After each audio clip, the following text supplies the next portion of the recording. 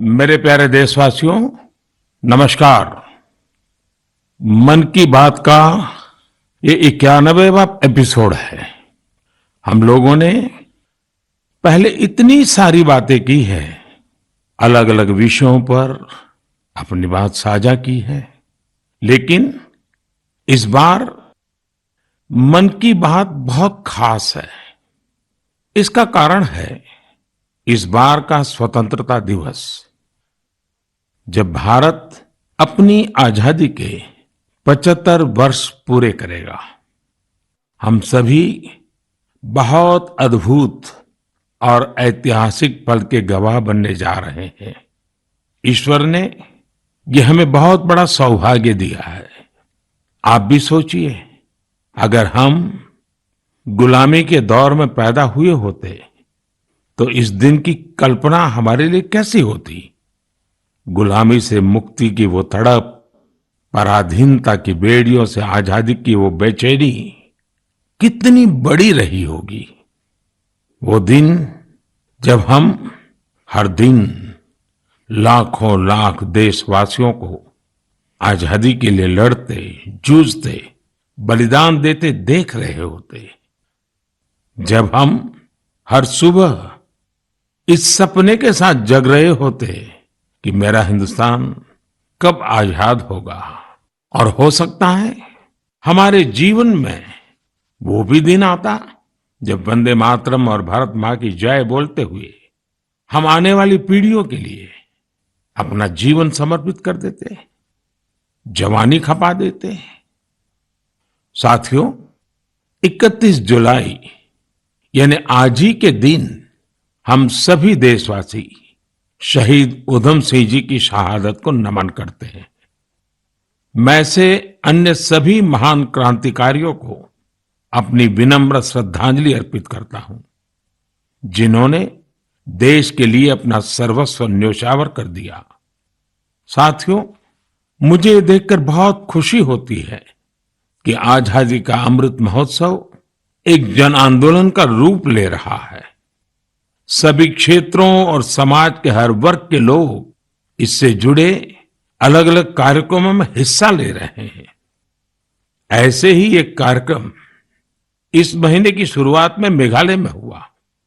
मेघालय के बहादुर योद्धा यू टिरोत सिंह जी की पुण्यतिथि पर लोगों ने उन्हें याद किया। टिरोत सिंह जी ने खासी हिल्स पर नियंत्रण करने और वहां की संस्कृति पर प्रहार करने की अंग्रेजों की साजिश का जमकर विरोध किया था। इस कार्यक्रम में बहुत सारे कलाकारों ने सुंदर प्रस्तुतियां दी, इतिहास को जिंदा कर दिया। इसमें एक कार्निवल का आयोजन भी किया गया, जिसमें मेघालय की महान संस्कृति को बड़े ही खूबसूरत तरीके से दर्शाया गया। अब से कुछ हफ्ते पहले कर्नाटका में अमृता भारती कन्नडार्थी नाम का एक अनूठा अभियान भी चलाया गया।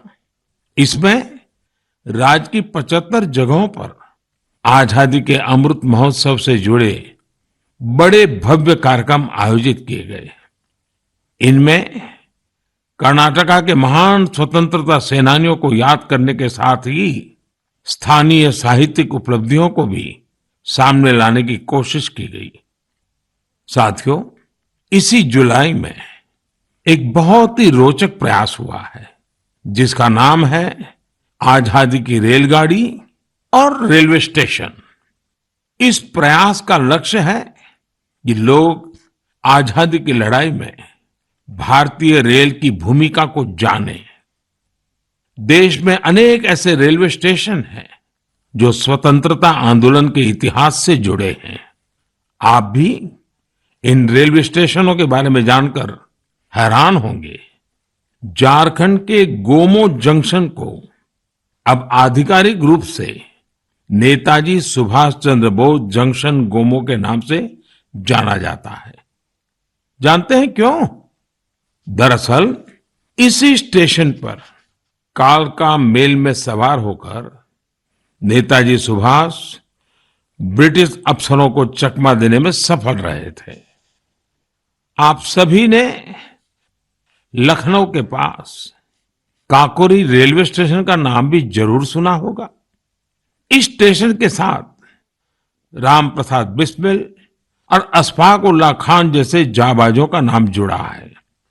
यहां ट्रेन से जा रहे अंग्रेजों के खजाने को लूटकर वीर क्रांतिकारियों ने अंग्रेजों को अपनी ताकत का परिचय करा दिया था। आप जब कभी तमिलनाडु के लोगों से बात करेंगे तो आपको थुथुकुडी जिले के वांची मणियाच्ची जंक्शन के बारे में जानने को मिलेगा। ये स्टेशन तमिल स्वतंत्रता सेनानी वांची नाथन जी के नाम पर है।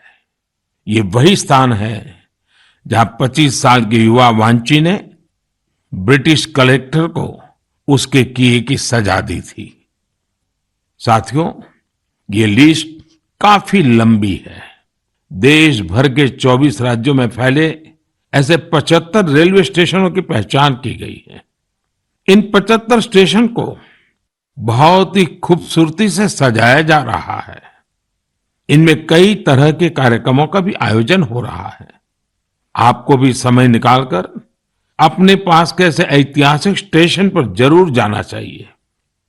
आपको स्वतंत्रता आंदोलन के ऐसे इतिहास के बारे में विस्तार से पता चलेगा जिनसे आप अनजान रहे हैं। मैं आसपास के स्कूल के विद्यार्थियों से आग्रह करूंगा, टीचर से आग्रह करूंगा कि अपने स्कूल के छोटे छोटे बच्चों को लेकर के जरूर स्टेशन पे जाएं और पूरा घटनाक्रम उन बच्चों को सुनाएं, समझाएं। मेरे प्यारे देशवासियों, आजादी के अमृत महोत्सव के तहत 13 से 15 अगस्त तक एक स्पेशल मूवमेंट हर घर तिरंगा का आयोजन किया जा रहा है। इस मूवमेंट का हिस्सा बनकर 13 से 15 अगस्त तक आप अपने घर पर तिरंगा जरूर फहराएं या उसे अपने घर पर लगाएं। तिरंगा हमें जोड़ता है, हमें देश के लिए कुछ करने के लिए प्रेरित करता है।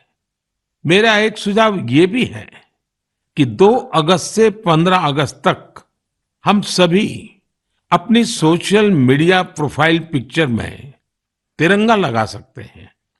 वैसे क्या आप जानते हैं 2 अगस्त का हमारे तिरंगे से एक विशेष संबंध भी है। इसी दिन पिंगली वेंकैया जी की जन्म जयंती होती है, जिन्होंने हमारे राष्ट्रीय ध्वज को डिजाइन किया था। मैं उन्हें आदरपूर्वक श्रद्धांजलि अर्पित करता हूं। अपने राष्ट्रीय ध्वज के बारे में बात करते हुए मैं महान क्रांतिकारी मैडम कामा को भी याद करूंगा। तिरंगे को आकार देने में उनकी भूमिका बेहद महत्वपूर्ण रही है। साथियों, आजादी के अमृत महोत्सव में हो रहे इन सारे आयोजनों का सबसे बड़ा संदेश यही है कि हम सभी देशवासी अपने कर्तव्य का पूरी निष्ठा से पालन करें। तभी हम उन अनगिनत स्वतंत्रता सेनानियों का सपना पूरा कर पाएंगे, उनके सपनों का भारत बना पाएंगे। इसलिए हमारे अगले 25 साल का यह अमृतकाल हर देशवासी के लिए कर्तव्य काल की तरह है। देश को आजाद कराने हमारे वीर सेनानी हमें ये जिम्मेदारी देकर गए हैं और हमें इसे पूरी तरह निभाना है। मेरे प्यारे देशवासियों, कोरोना के खिलाफ हम देशवासियों की लड़ाई अब भी जारी है। पूरी दुनिया आज भी जूझ रही है। होलिस्टिक हेल्थ केयर में लोगों की बढ़ती रुचि ने इसमें सभी की बहुत मदद की है। हम सभी जानते हैं कि इसमें भारतीय पारंपरिक पद्धतियां कितनी उपयोगी हैं। कोरोना के खिलाफ लड़ाई में आयुष ने तो वैश्विक स्तर पर अहम भूमिका निभाई है। दुनिया भर में आयुर्वेद और भारतीय औषधियों के प्रति आकर्षण बढ़ रहा है। ये एक बड़ी वजह है कि आयुष एक्सपोर्ट में रिकॉर्ड तेजी आई है और ये भी बहुत सुखद है कि इस क्षेत्र में कई नए स्टार्टअप्स भी सामने आ रहे हैं। हाल ही में एक ग्लोबल आयुष इन्वेस्टमेंट और इनोवेशन समिट हुई थी। आप जानकर हैरान होंगे कि इसमें करीब 10,000 करोड़ रुपए के इन्वेस्टमेंट प्रपोजल्स मिले हैं। एक और बड़ी अहम बात ये हुई है कि कोरोना काल में औषधीय पौधों पर रिसर्च में भी बहुत वृद्धि हुई है। इस बारे में बहुत सी रिसर्च स्टडीज पब्लिश हो रही हैं। निश्चित रूप से एक अच्छी शुरुआत है। साथियों, देश में विभिन्न प्रकार के औषधीय पौधों और जड़ी बूटियों को लेकर एक और बेहतरीन प्रयास हुआ है। अभी अभी जुलाई महीने में इंडियन वर्चुअल हर्बेरियम को लॉन्च किया गया। यह इस बात का भी उदाहरण है कि कैसे हम डिजिटल वर्ल्ड का इस्तेमाल अपनी जड़ों से जुड़ने में कर सकते हैं। Indian virtual herbarium preserve plants या प्लांट पार्ट्स की डिजिटल इमेजेस का एक रोचक संग्रह है जो कि वेब पर फ्रीली अवेलेबल है। इस वर्चुअल हर्बेरियम पर अभी लाख से अधिक स्पेसिमेंस और उनसे जुड़ी साइंटिफिक इंफॉर्मेशन उपलब्ध है। वर्चुअल हर्बेरियम में भारत की बॉटनिकल डाइवर्सिटी की समृद्ध तस्वीर भी दिखाई देती है। मुझे विश्वास है इंडियन वर्चुअल हर्बेरियम भारतीय वनस्पतियों पर रिसर्च के लिए एक इम्पोर्टेंट रिसोर्स बनेगा। मेरे प्यारे देशवासियों, मन की बात में हम हर बार देशवासियों की ऐसी सफलताओं की चर्चा करते हैं जो हमारे चेहरे पर मीठी मुस्कान बिखेर देती है। अगर कोई सक्सेस स्टोरी मीठी मुस्कान भी बिखेरे और स्वाद में भी मिठास भरे, तब तो आप इसे जरूर सोने पर सुहागा कहेंगे। हमारे किसान इन दिनों शहद के उत्पादन में ऐसा ही कमाल कर रहे हैं। शहद की मिठास हमारे किसानों का जीवन भी बदल रही है, उनकी आय भी बढ़ा रही है। हरियाणा में यमुनानगर में एक मधुमक्खी पालक साथी रहते हैं, सुभाष कंबोज जी। सुभाष जी ने वैज्ञानिक तरीके से मधुमक्खी पालन का प्रशिक्षण लिया। इसके बाद उन्होंने केवल 6 बॉक्स के साथ अपना काम शुरू किया था। आज वो करीब 2000 बॉक्सेस में मधुमक्खी पालन कर रहे हैं। उनका शहद कई राज्यों में सप्लाई होता है। जम्मू के पल्ली गांव में विनोद कुमार जी भी 1500 से ज्यादा कॉलोनियों में मधुमक्खी पालन कर रहे हैं। उन्होंने पिछले साल रानी मक्खी पालन का प्रशिक्षण लिया है। इस काम से वो सालाना 15 से 20 लाख रुपए कमा रहे हैं। कर्नाटका के एक और किसान है मधुकेश्वर हेगड़े जी। मधुकेश्वर जी ने बताया कि उन्होंने भारत सरकार से 50 मधुमक्खी कॉलोनियों के लिए सब्सिडी ली थी। आज उनके पास 800 से ज्यादा कॉलोनियां हैं और वो कई टन शहद बेचते हैं। उन्होंने अपने काम में इनोवेशन किया और वो जामुन शहद, तुलसी शहद, आंवला शहद जैसे वानस्पतिक शहद भी बना रहे हैं। मधुकेश्वर जी, मधु उत्पादन में आपके इनोवेशन और सफलता आपके नाम को भी सार्थक करती है। साथियों, आप सब जानते हैं कि शहद को हमारे पारंपरिक स्वास्थ्य विज्ञान में कितना महत्व दिया गया है। आयुर्वेद ग्रंथों में तो शहद को अमृत बताया गया है।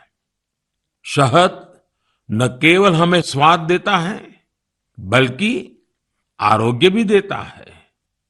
शहद उत्पादन में आज इतनी अधिक संभावनाएं हैं कि प्रोफेशनल पढ़ाई करने वाले युवा भी इसे अपना स्वरोजगार बना रहे हैं। ऐसे ही एक युवा है यूपी में गोरखपुर के निमित सिंह। निमित जी ने बीटेक किया है। उनके पिता भी डॉक्टर हैं, लेकिन पढ़ाई के बाद नौकरी की जगह निमित जी ने स्वरोजगार का फैसला लिया। उन्होंने शहद उत्पादन का काम शुरू किया। क्वालिटी चेक के लिए लखनऊ में अपनी एक लैब भी बनवाई। निमित जी अब शहद और बी वैक्स से अच्छी कमाई कर रहे हैं और अलग अलग राज्यों में जाकर किसानों को प्रशिक्षित भी कर रहे हैं। ऐसे युवाओं की मेहनत से ही आज देश इतना बड़ा शहद उत्पादक बन रहा है। आपको जानकर खुशी होगी कि देश से शहद का निर्यात भी बढ़ गया है। देश ने national bee keeping and honey mission जैसे अभियान चलाए। किसानों ने पूरा परिश्रम किया और हमारे शहद की मिठास दुनिया तक पहुंचने लगी। अभी इस क्षेत्र में और भी बड़ी संभावनाएं मौजूद है।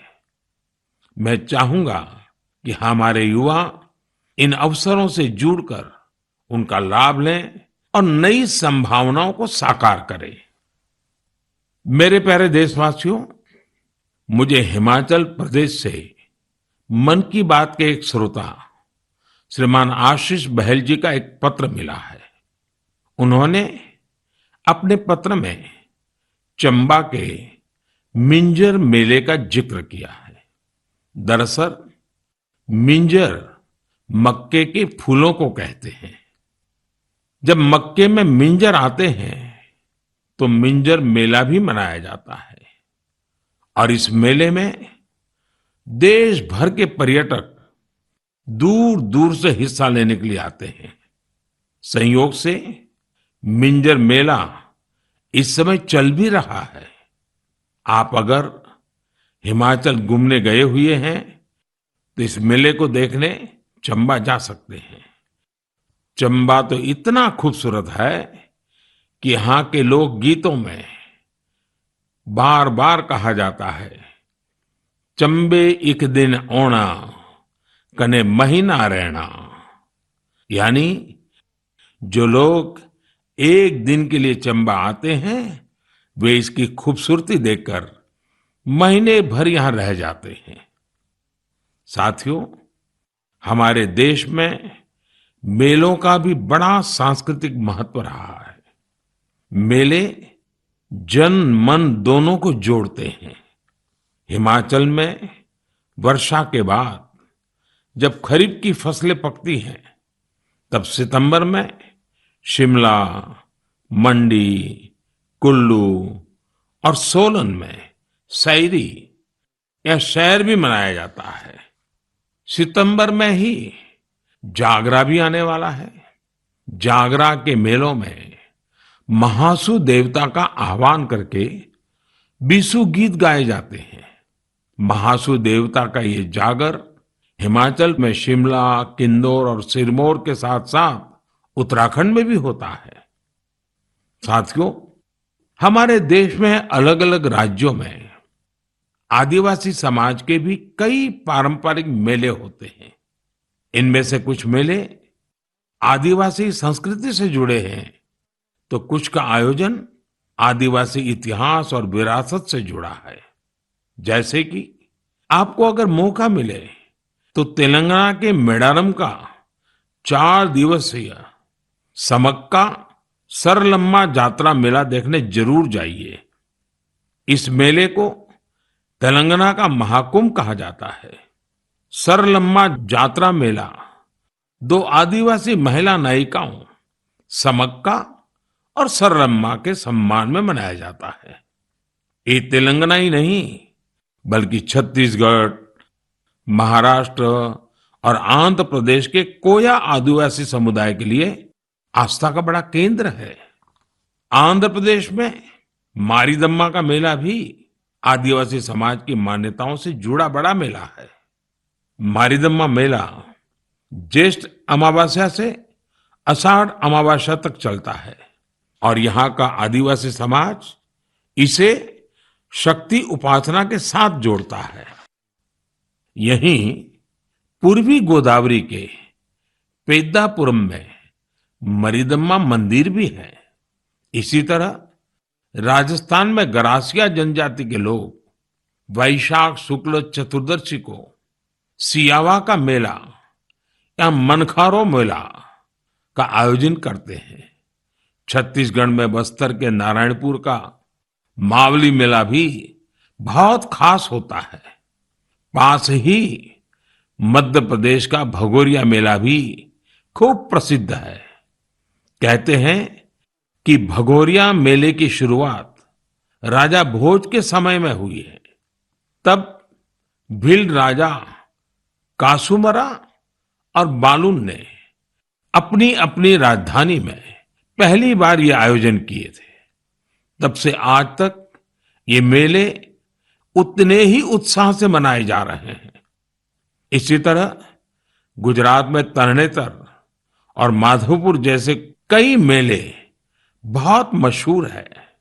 मेले अपने आप में हमारे समाज जीवन की ऊर्जा का बहुत बड़ा स्रोत होते हैं। आपके आसपास भी ऐसे ही कई मेले होते होंगे।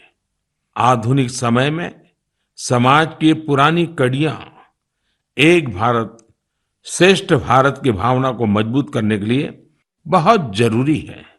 हमारे युवाओं को इनसे जरूर जुड़ना चाहिए। और आप जब भी ऐसे मेलों में जाएं, वहां की तस्वीरें सोशल मीडिया पर भी शेयर करें। आप चाहें तो किसी खास हैशटैग का भी इस्तेमाल कर सकते हैं। इससे उन मेलों के बारे में दूसरे लोग भी जानेंगे।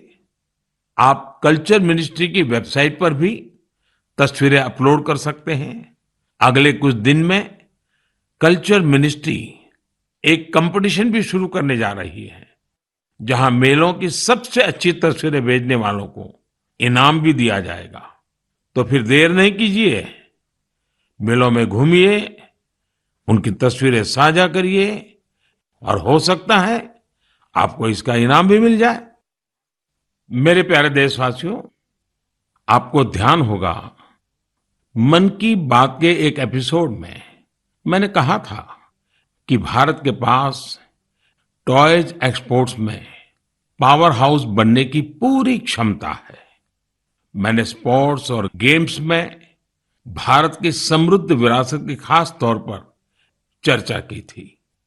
भारत के स्थानीय खिलौने परंपरा और प्रकृति दोनों के अनुरूप होते हैं, इको फ्रेंडली होते हैं। मैं आज आपके साथ भारतीय खिलौनों की सफलता को शेयर करना चाहता हूं। हमारे यंगस्टर्स, स्टार्टअप्स और एंटरप्रेन्योर्स के बूते हमारी टॉय इंडस्ट्री ने जो कर दिखाया है, जो सफलताएं हासिल की है, उसकी किसी ने कल्पना भी नहीं की होगी। आज जब भारतीय खिलौनों की बात होती है तो हर तरफ वोकल फॉर लोकल की ही गूंज सुनाई दे रही है। आपको ये जानकर भी अच्छा लगेगा कि भारत में अब विदेश से आने वाले खिलौनों की संख्या लगातार कम हो रही है। पहले जहां 3,000 करोड़ रुपए से ज्यादा के खिलौने बाहर से आते थे, वहीं अब इनका आयात 70% तक घट गया है। और खुशी की बात यह कि इसी दौरान भारत ने 2,600 करोड़ रुपए से अधिक के खिलौनों को विदेशों में निर्यात किया है, जबकि पहले 300-400 करोड़ रुपए के खिलौने ही भारत से बाहर जाते थे। और आप तो जानते ही हैं कि ये सब कोरोना काल में हुआ है। भारत के टॉय सेक्टर ने खुद को ट्रांसफॉर्म करके दिखा दिया है। इंडियन मैन्युफैक्चरर्स अब इंडियन माइथोलॉजी, हिस्ट्री और कल्चर पर आधारित खिलौने बना रहे हैं। देश में जगह जगह खिलौने के जो क्लस्टर्स हैं, खिलौने बनाने वाले जो छोटे छोटे उद्यमी हैं, उन्हें इसका बहुत लाभ हो रहा है। इन छोटे उद्यमियों के बनाए खिलौने अब दुनिया भर में जा रहे हैं। भारत के खिलौना निर्माता विश्व के प्रमुख ग्लोबल टॉय ब्रांड्स के साथ मिलकर भी काम कर रहे हैं। मुझे ये भी बड़ा अच्छा लगा कि हमारा स्टार्टअप सेक्टर भी खिलौनों की दुनिया पर पूरा ध्यान दे रहा है। वे इस क्षेत्र में कई मजेदार चीजें भी कर रहे हैं। बेंगलुरु में शूमी टॉय नाम का स्टार्टअप इको फ्रेंडली खिलौनों पर फोकस कर रहा है। गुजरात में आर्किडजू company AR based flash cards और एआर बेस्ड स्टोरी बुक्स बना रही है। पुणे की कंपनी फनवेंशन लर्निंग खिलौने और एक्टिविटी पजल्स के जरिए साइंस, टेक्नोलॉजी और मैथ्स में बच्चों की दिलचस्पी बढ़ाने में जुटी है। मैं खिलौनों की दुनिया में शानदार काम कर रहे ऐसे सभी मैन्युफैक्चरर्स को, स्टार्टअप्स को बहुत बहुत बधाई देता हूं। आइए हम सब मिलकर भारतीय खिलौनों को दुनिया भर में और अधिक लोकप्रिय बनाएं।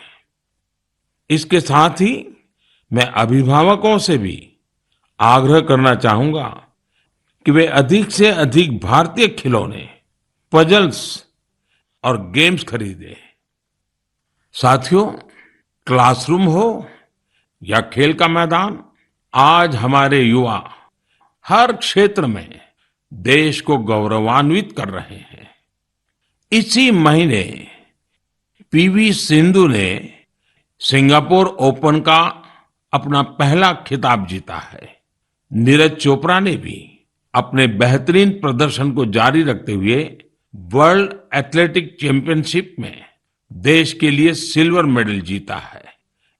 आयरलैंड पैरा बैडमिंटन इंटरनेशनल में भी हमारे खिलाड़ियों ने 11 पदक जीतकर देश का मान बढ़ाया है। रोम में हुए वर्ल्ड कैडेट रेसलिंग चैंपियनशिप में भी भारतीय खिलाड़ियों ने बेहतरीन प्रदर्शन किया। हमारे एथलीट सूरज ने तो ग्रेको रोमन इवेंट में कमाल ही कर दिया। उन्होंने 32 साल के लंबे अंतराल के बाद इस इवेंट में रेसलिंग का गोल्ड मेडल जीता है। खिलाड़ियों के लिए तो यह पूरा महीना ही एक्शन से भरपूर रहा है। चेन्नई में 44वें चेस ओलंपियाड की मेजबानी करना भी भारत के लिए बड़े ही सम्मान की बात है। 28 जुलाई को ही इस टूर्नामेंट का शुभारंभ हुआ है और मुझे इसकी ओपनिंग सेरेमनी में शामिल होने का सौभाग्य मिला। उसी दिन यूके में कॉमनवेल्थ गेम्स की भी शुरुआत हुई। युवा जोश से भरा भारतीय दल वहां देश को रिप्रेजेंट कर रहा है। मैं सभी खिलाड़ियों और एथलीट्स को देशवासियों की ओर से शुभकामनाएं देता हूं। मुझे इस बात की भी खुशी है कि Bharat FIFA under 17 women's world cup उसकी भी मेजबानी करने जा रहा है। यह टूर्नामेंट अक्टूबर के आसपास होगा, जो खेलों के प्रति देश की बेटियों का उत्साह बढ़ाएगा। साथियों, कुछ दिन पहले ही देश भर में 10वीं और 12वीं कक्षा के परिणाम भी घोषित हुए हैं।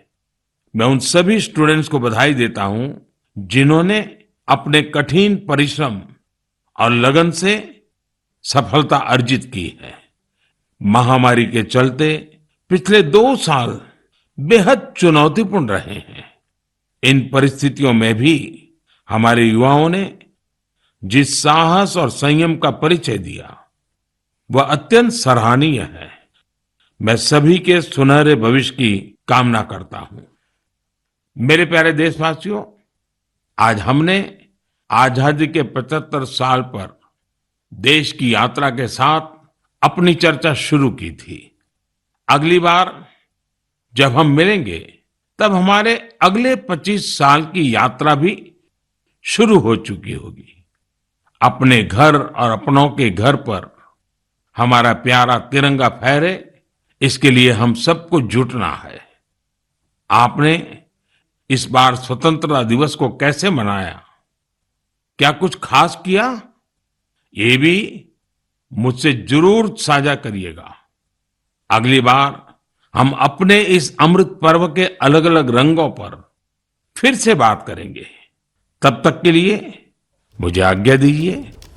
बहुत बहुत धन्यवाद। ये हैं शर्मा जी, जो रात का खाना और देश दुनिया की सुर्खियां दोनों लेते हैं सुमित अवस्थी के साथ। अब ये हैं इनके पड़ोसी बनर्जी साहब। मिष्टी दोई खाते खाते पूरा बंगाल जान लेते हैं सुमन दे के साथ। इनकी तरह आप भी देखें अपने फेवरेट न्यूज एंकर को एक ही ऐप पर और डाउनलोड कीजिए एबीपी लाइव ऐप अपने स्मार्ट टीवी पर।